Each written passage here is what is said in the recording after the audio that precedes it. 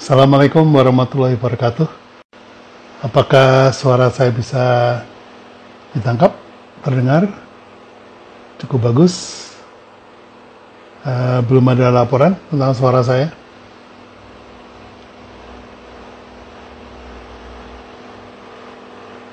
Iya, saya menunggu ada Mas Bonggas. Oke, jadi suaranya bagus ya? Baiklah. Karena ini saat terlambat tadi saya mesti ganti HP. Karena Mas Ibnu menggunakan Android, jadi saya harus menggunakan Android juga. Takutnya kalau saya pakai iPhone, nanti kesulitan kayak Bunajah kemarin. Baiklah, jadi malam hari ini kami akan kedatangan tamu. Saya mengundang Mas Ibnu yang menjadi bos dari Trustme. Ya. Saya bacakan CV-nya beliau. Oke, bentar ya. Ini Mas Ibnu. Oke.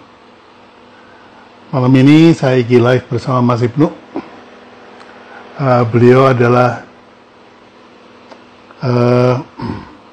CEO Batik Trustme dan CEO The Keranjang Bali. Itu saya udah pernah ke sana, gede banget, 1 hektar lah pokoknya. Kita akan ngebahas bagaimana kita melakukan antisipasi bisnis menanggapi kebijakan pemerintah terkait COVID-19. Jadi, Anda bayangkan, Batik Trustme, grosir, toko grosirnya dan juga The Keranjang itu gede banget. Ya. 1 hektar lah seluruh kompleks itu, masing-masing. Jadi kalau setiap hari itu yang datang turis itu ada 1000-an orang, lebih dari 1000 orang. Dari traffic yang dibangun pelan-pelan sudah menjadi besar. Yang mau isya silakan, nggak ada masalah, nggak ganggu, tinggalin aja, saya nggak apa-apa. Yang mau isya aja. Harus berhenti karena ada COVID. Jadi menarik untuk kita dengar apa yang dilakukan oleh Mas Ibnu terhadap strategi perusahaannya, kemudian karyawannya, terus kemudian produk-produknya, dan bagaimana kalau COVID ini menjadi the new normal, jadi bisa bertahun-tahun ke depan. Terpaksa harus meninggalkan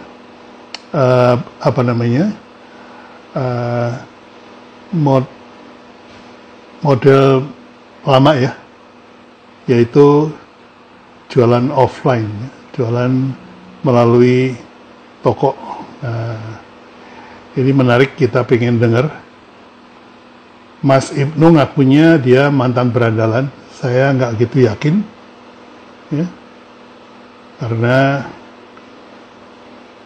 saya juga dulu berandalan, tapi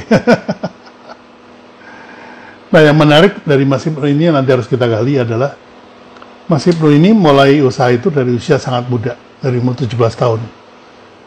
Ya, ini saya dapat informasinya justru dari Sally, pasangan hidup beliau dan juga pasangan bisnis beliau, yang mulai bisnis sejak usia 17 tahun. Dan itu mulai dengan jualan kain kafan. Kita dengerin nanti ya, gimana ceritanya itu semuanya. Kemudian di usia 20 tahun, beliau sudah punya perusahaan grosir untuk Batik Trustme. Karena Trustme itu sebuah desa di Cirebon sana yang menghasilkan banyak batik, yang kemudian pengrajin-pengrajin itu dikumpulkan dan buatlah toko grosir. Puncaknya pada waktu usia 25 tahun. Kalau saya ingat-ingat ya, usia 25 tahun itu saya masih jadi profesional, kerja digaji orang. Mas Ibnu dan Mbak Sally yang sudah 2 kali saya wawancara itu sudah punya perusahaan sendiri. Bayangin lokasi grosir Trusmi itu, pusat grosir Trusmi itu sekitar 1 hektar. Bayangkan usia 25 tahun. Saya masih jadi profesional. Saya baru punya usaha sendiri pada waktu usia 30 tahun. Jadi ini pengalamannya harus kita gali. Bagaimana dari usia yang begitu muda, lulus cuman SMA, kok bisa mengelola bisnis yang begitu besar. Nah, ini menarik untuk kita dengar. Saya masih belum lihat Mas Ibnu join di sini. Iya, Mas Ibnu sudah join, cuman saya belum lihat request untuk live bareng. Ya, silakan request Mas Ibnu. Anda sudah join. Ada Mbak Sally juga. Wah, ini dimonitor terus nih Mas Ibnu. Waalaikumsalam Mas Lapis Bodin. Ya, belum ada, Mas Ibnu belum request. Jadi kita tunggu sambil kita ngobrol-ngobrol. Ini pasangan muda ini mengagumkan sekali. Saya ketemu itu tahun 2005 sama Sally, dikenalkan kemudian sama Mas Ibnu. Mas Ibnu ini termasuk orang yang gak mau tampil dan kemudian juga agak-agak pemalu gitu ya. Saya juga bingung, ini katanya berandalan tapi pemalu. Nah, itu juga perlu kita gali nanti. Oke. Saya masih menunggu Mas Ibnu untuk join. Terus mudah-mudahan nggak ada masalah koneksi karena kita sudah sama-sama pakai Android. Ya. Assalamualaikum warahmatullahi wabarakatuh, Mas Ibnu. Waalaikumsalam, Pak Bi. Waduh, luar biasa nih. Pak Bi. Luar biasa apanya? Saya setiap malam ini terus loh, mantau terus Pak Bi. Mantau terus ya.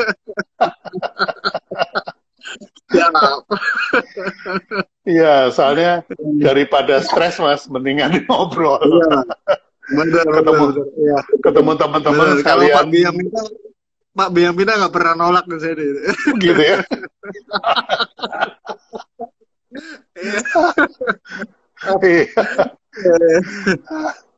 Iya, soalnya banyak yang ngaku murid, tapi apa namanya?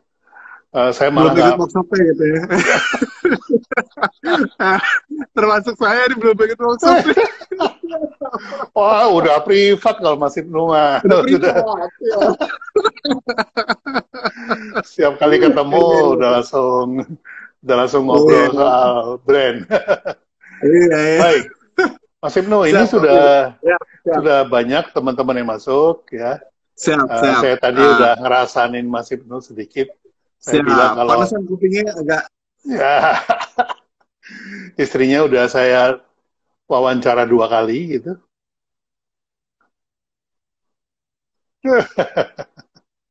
Ya. Ini jaringan saya menggunakan First Media. 2 hari ini lagi jelek banget ya. Jadi kalau nanti putus-putus ya dimaklumi aja. Jadi teman-teman sudah dari tadi udah banyak yang masuk. Silakan Mas Ibnu memperkenalkan diri, meskipun banyak yang sudah kenal Mas Ibnu siapa, tapi Mas Ibnu ini kan pribadi yang tidak ingin menonjol, selalu di balik layar. Tertutup. Tertutup sih enggak, tapi di balik layar. Nah, monggo silakan perkenalkan para teman-teman. Silakan. Makasih Pak Bi atas undangannya, luar biasa. Saya banyak belajar dari Pak Bi yang sosok guru yang sangat hebat, ilmunya sangat banyak. Amin. Jadi Pak Bi ini nggak pernah ngasih yang ruwet-ruwet, ngasih yang simpel-simpel aja gitu. Tapi bagus, nancep gitu. Ya, ya. Saya kenal Pak Bi udah dari 7 tahun yang lalu kayak Pak Bi ya. Ya, jadi Ya, saya dikenalin sama Mbak Seli waktu itu dengan Pak Bi dan waktu itu usia saya masih 25 betul. Saya merintis betul. usaha seperti yang Pak Bi sampaikan dari umur 17 tahun. Jadi lulus Hmm. SMA, saya langsung berbisnis dengan istri bareng-bareng dari modal awal 17 juta rupiah dari modal amplop nikahan dan ya, dari awal mulai dari situ, dari nol banget. Awalnya juga jual kain kafan ya gitu, jual kain kafan. Dan itu nggak berlangsung lama, Pak Bi, cuma 3 bulan. Karena Ya. eh, kita susah susah majunya gitu ketika jual kain kafan gitu, seperti itu. Iya, Belinya sekali aja seumur hidup sana. iya, iya. Terus habis itu kita merintis batik kecil-kecilan, Pak Bi. Saya eh, bikin batik kecil-kecilan dan ambil ke pengrajin-pengrajin. Saya jual ke Tanah Abang, ke Medan, ke kota-kota besar lainnya lah gitu. Dan Ya. kalau saya sendiri sih ya ada momentum ya gitu, ada momentum Hari Batik Nasional itu sangat sangat bagus sekali. Jadi saya baru bisnis 2006, 2008 batik diklaim oleh Malaysia, pertumbuhannya sangat dahsyat waktu itu. Dan 2010 ya, 2010 saya bisa bangun toko yang besar itu yang Wow. luasnya sih dua hektar kurang, Pak Bi, 2 hektar Wih, kurang lah 2 hektar. sekarang. Ya, 2 hektar ya. Itu Ya, jalan jadi aja capek itu, Mas. iya, itu bisa buat jogging, Pak Bi. Iya, Betul, betul. iya. Ya, jadi waktu itu usia saya itu masih 21, 21 21. Pak Bi. Ya, waktu bangun itu usia 21 dan eh, ya waktu itu kan saya masih muda juga ya gitu, masih muda dan ya betul sih godaan godaan anak muda itu eh, fokusnya kurang gitu. Jadi Ya. eh, waktu dulu itu karena bagus ya gitu, kondisi keuangan bagus dan lain-lain gitu. Jadi akhirnya saya banyak masuk bisnis-bisnis yang baru gitu. Ya, Hmm. jadi semacam kayak properti gitu kan gitu. Terus ada juga bisnis konstruksi gitu. Hmm. Terus masuk ke sektor pariwisata gitu. Dan ya itu gitu.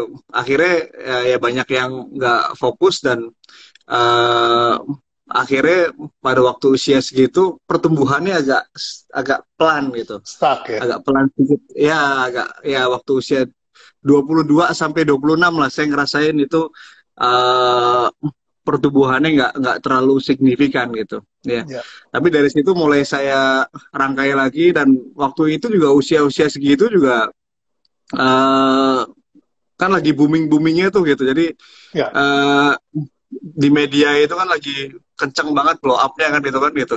Jadi undangan-undangan kayak seminar apa gitu, wah itu sehari bisa 4 kali 5 kali, akhirnya bisnis juga. Ya kan, masa-masa muda kan ya pengen pengen pengen nampil gitu lah, itu bahaya Ya, bahaya anak ya, muda gitu.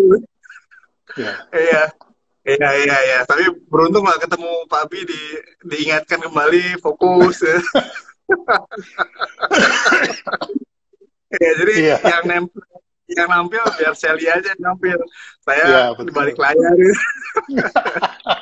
Iya, Tadinya yang iya, nampil iya. dua-duanya nampil tuh. Saya tampil, Sally juga tampil. Akhirnya bisnis nggak ada yang ngurusin. Iya, Iya, betul. iya, Iya. iya, Ya, saya ingat iya, itu. iya, Kita iya, ketemuan di Citos ya. Di iya, mana tuh yang di pojokan tuh? Jurnal. Nah, kita ketemu di iya, jurnal. beneran. Saya bilang, saya cuma mau ketemu Mas Ibnu kalau berdua sama Sally. Masih ingat ya, Mas ya?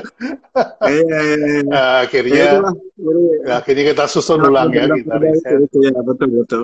Ya ini juga Kita bagus juga susun nih ulang. masukan buat UKM anak-anak muda ya Ya. gitu kan, ketika bisnisnya belum maju betul ya jangan terpengaruh bisnis-bisnis yang lain dulu gitu, selesaiin Ya. dulu bisnisnya, kalau duitnya udah banyak baru apa namanya beralih ke bisnis-bisnis yang lain itu, seperti itu Betul. gitu Ya. ya. Ya, Godaan siap. properti itu saya Ya. ingatkan bahwa biasanya orang membeli properti itu kalau yang belum pengalaman cash. Jadi Ya. uang yang ada dapat dari batik resmi, kenceng, dimatiin di Hmm. properti. Ya. Akhirnya cash Dulu sih flow-nya jadi enggak, goyang. dulu enggak gitu. Oh, Karena nggak gitu saya kan ya? orangnya jago jago nego juga. Oh, Saya gitu. mulai bisnis properti juga bener-bener nggak modal tuh waktu itu tuh gitu. Bener-bener nggak modal Hmm. tuh gitu. Ya, jadi Ya, ya. waktu itu karena nama besar saya udah gede di Hmm. Cirebon itu, jadi saya beli lahan 2 hektar sama petani itu bayarnya tempo 6 bulan gitu. Hmm. Jadi saya baru bayarin cuman ikat aja lah, cuman berapa puluh juta saya bayar dan Hmm. tempo 6 bulan gitu. Nah, pada Hmm. waktu itu sih properti saya masuknya tepat ya gitu. Waktu itu properti lagi booming. Jadi ketika saya buka itu langsung 100 unit ya gitu. 100 unit langsung habis dalam 2 bulan gitu waktu itu gitu. Wow, ya, ya. Hmm. Nah, dari situ yaitu optimisme anak muda muncul gitu. Wah, Hmm. dikiranya bisa bisnis semua gitu. Akhirnya dari situ yaitu banyak beli lahan-lahan gitu. Banyak beli Ya, lahan-lahan ya. dan ya baru pakai cashnya terus nih itu waktu itu tuh. Ketika bagus ya, karena ngeliatnya wah enak banget nih ya kan, jualan 2 bulan 100 unit ya kan Iya, gitu. iya, iya, Akhirnya iya. di situ kenceng kita ini apa akuisisi lahannya gitu. Iya. Ya, akhirnya ya tersendat ya seterusnya ya. Eh, Ya, itu fokusnya terbagi sih gitu, fokusnya terbagi. terbagi ya. Gitu. Ya, Biasa ya, anak muda ya, anak muda belum pengalaman, kemudian ya, eh, apa namanya tertarik kepada tawaran-tawaran bisnis ya. baru. Ini Ya, juga masukan buat teman-teman yang baru mulai nih, kalau bisnisnya lagi ya, bagus jangan langsung pecah fokus ya. Itu ya. akibatnya ya seperti itu. Nah, itu Siap. cerita batik resmi. Nah, kemudian kenapa Anda kemudian tahun lalu membuka Ya, membuka The Keranjang di Bali? Nah, ini ya, eh, ya, ininya apa nih? Alasannya apa ya, nih? Silakan. ya, ya, ya. Sebetulnya kalau keranjang sendiri kan bisnis modelnya hampir sama Pak Biah gitu.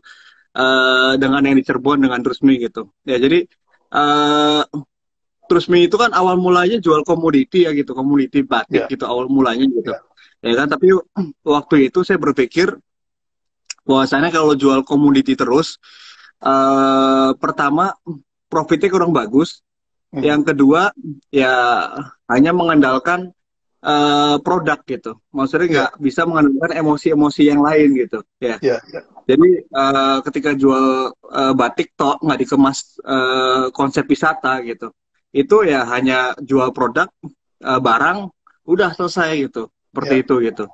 Nah itu nggak terlalu bagus value-nya gitu.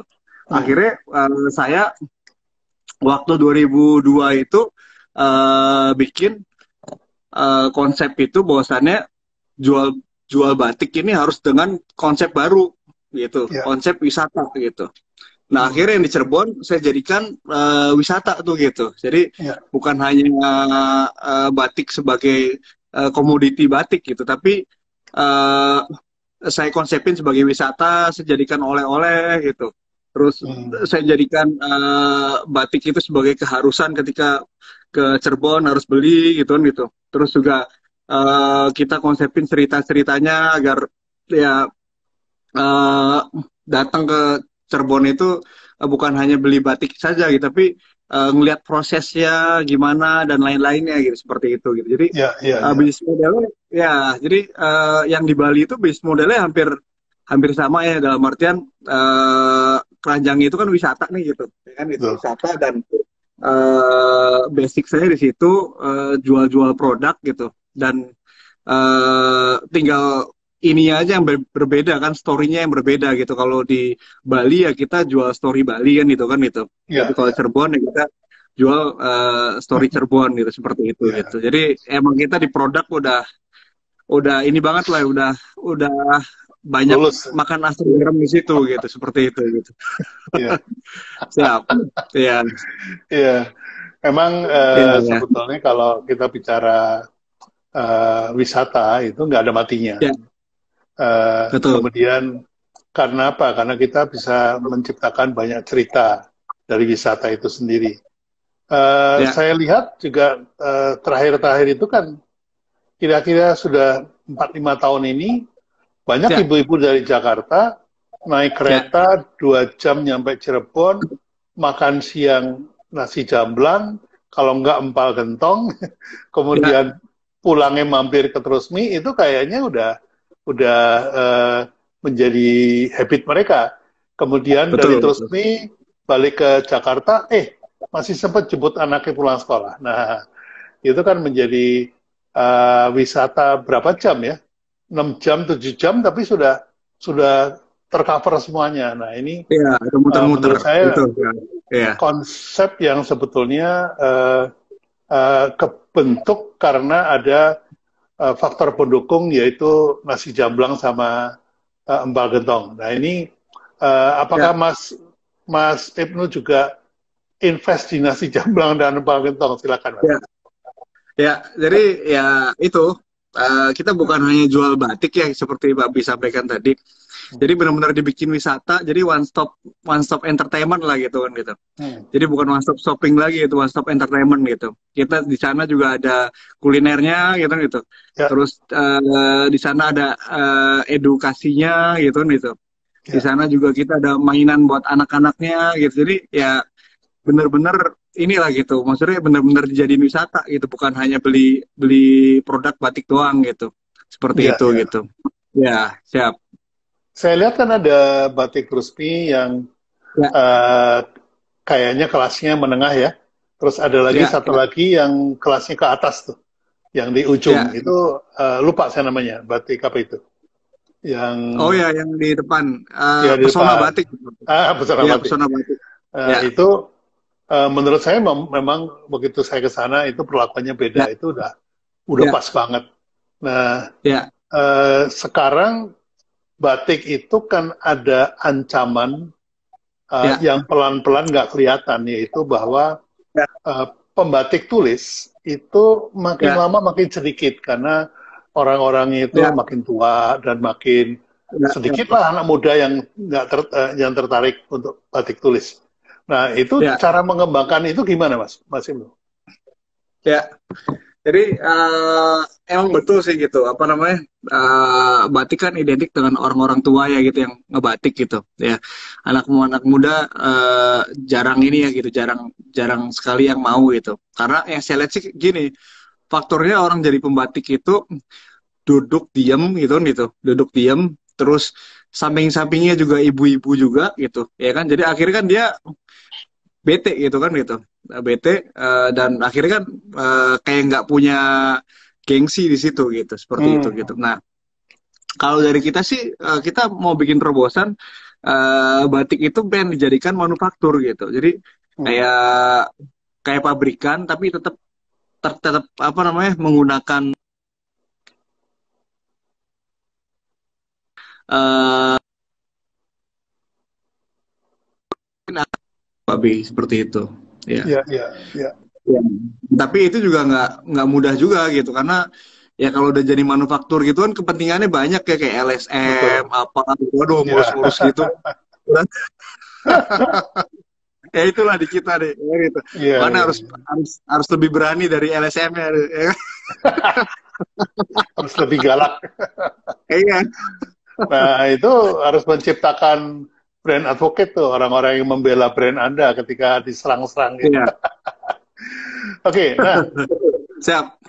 cerita tentang dua lokasi ini kan itu kan lokasi offline ya, jadinya Ya, trafficnya itu traffic real gitu. Nah, dengan betul. adanya COVID ini kan pemerintah membatasi dengan adanya Ya, PSBB segala macam. Itu betul, betul. akibatnya kan traffic menjadi zero sekarang. Nah, Betul, ini betul. gimana Anda menyikapi ini? Langkah-langkah apa, misalnya kalau 1 bulan apa yang dilakukan, kalau Ya. 2 bulan apa yang dilakukan, kalau 3 bulan pastinya sudah ada rencana-rencana yang bisa di-share ke teman-teman barangkali supaya kita-kita yang bingung ini bisa dapat masukan dari Mas Ibnu. Monggo silakan. Ya, ya, boleh. Emang COVID ini luar biasa ya gitu, dahsyat banget gitu. Lebih-lebih dari krisis tahun 98, walaupun saya belum belum ini juga belum Main. 98 itu masih masih SD, jadi nggak tahu krisis gitu kan itu baru katanya aja gitu, tapi katanya sih ini lebih parah dari 98 gitu. 98 orang masih merangkak kalau krisis sekarang ini COVID ini benar-benar stuck berhenti gitu. Jadi Ya, bisnis-bisnis tertentu saja yang masih hidup gitu, karena ya orang dibatasin keluar rumah, banyak PHK muncul di situ, otomatis kan daya beli menurun ya gitu. Daya ya, beli betul. menurun, orang harusnya konsumsi, akhirnya menahan uangnya untuk tidak dibelanjakan karena kekhawatiran nggak bisa makan lah, inilah itulah. Jadi walaupun punya uang juga mungkin ditabung ya gitu. Jadi Ya, ya ini sangat sangat berat sekali gitu. Dan industri pariwisata ya pertama kepukul duluan gitu, seperti itu ya, gitu. Jadi ya, emang kalau di wisata sendiri sih emang eh, udah nggak bisa ini ya gitu. Walaupun sekreatif apapun, sepertinya berat gitu. Karena orangnya juga nggak keluar untuk wisata gitu, seperti itu. Jadi emang harus betul. merubah bisnis model yang ada gitu. Jadi kalau yang di Bali kita tutup ya gitu Pak Bi, di Bali tutup, dan saya lihat juga di Bali emang sepi banget gitu. Hotel-hotel juga kemarin saya jogging di Nusa Dua itu kayak Sofitel itu dari 400 kamar cuman satu kamar yang keisi, itu luar biasa Hmm. sih gitu. Sangat sangat kepukul banget gitu. Ya, Seperti betul. itu. Jadi ya, jadi kalau pariwisata sih emang udah susah ya gitu, walaupun sekreatif apapun mau iklan pakai influencer mahal pun juga nggak bakal ngangkat gitu, seperti itu. Ya, betul, betul. Ya, Betul. jadi kalau dari saya sendiri sih, ya saya kan eh untungnya itu usahanya itu selain sektor pariwisata kan ada sektor properti juga gitu. Ya. Properti masih jalan walaupun agak merangkak, tapi buat biayain karyawan-karyawan aja bisa. Nah, Hmm. kalau yang di Cirebon sendiri sih eh awal-awal itu kita tutup ya Pak Bia gitu. Ya. Awal-awal tutup gitu. eh karena melihat kekhawatiran-kekhawatiran juga seperti itu gitu. Tapi ke sini ini kita melihat bahwasannya eh kita kan harus move on gitu, harus harus bangkit ya gitu kan gitu. Ya. Harus Hmm. bangkit dan harus atur atur strategi gitu, seperti itu. Jadi Ya. kalau yang di Cirebon kita mix kombinasi, kita ada produk-produk inti ya gitu, ada produk-produk tambahan seperti produk-produk herbal kita masukin di situ. Terus Hmm. ada produk-produk kayak jual hand sanitizer, jual-jual masker gitu. Jadi kita baru buka 3 hari yang lalu di Cirebon. Jadi dengan standar yang tinggi ya gitu. Jadi pengunjung juga wajib pakai masker di situ. Hmm. Karyawan kita juga dibekali dengan masker dan pelindung wajah juga ada. Terus juga menggunakan sarung tangan juga. Hmm. Jadi dengan standar yang tinggi, dan kita bukan hanya jual batik saja sekarang gitu, tapi jual Ya. produk-produk yang emang dibutuhkan di masa-masa corona ini gitu, seperti itu Ya. gitu. Ya. Ya. Itu Ya. ya betul ya. Ya. Dan yang kedua kita sih lagi kencengin di masker sih gitu, lagi kencengin di masker. Hmm. Ya. Eh, Maskernya lagi kita kencengin di situ gitu ya. Walaupun emang dibanding hari biasa pasti penurunan wajar lah ya, tapi Ya. ya setengahnya dengan kreativitas ini bisa sedikit ada pemasukan lah gitu dibanding nggak sama sekali gitu. Itu sih mungkin masukan buat teman-teman UKM juga. Ini COVID ini kita harus move on ya gitu, harus move on, harus pikirin gitu kan gitu. Misalkan kita kayak tukang cukur ya kan, apakah kita tukang cukurnya menggunakan APD atau apa gitu kan gitu. Yang penting kita harus harus harus Ya. ini gitu, harus apa, yang pertama keamanan terjaga, yang kedua ya tetap pemasukan juga harus di Harus ada eh, ya.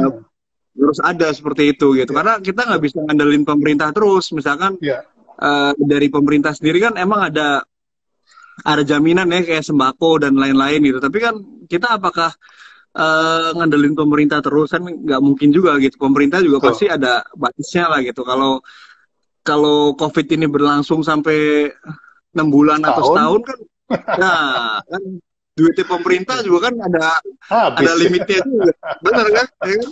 Gitu. Ya. Jadi ya kita harus harus mandiri lah gitu, harus mandiri gitu, seperti itu gitu. Ya.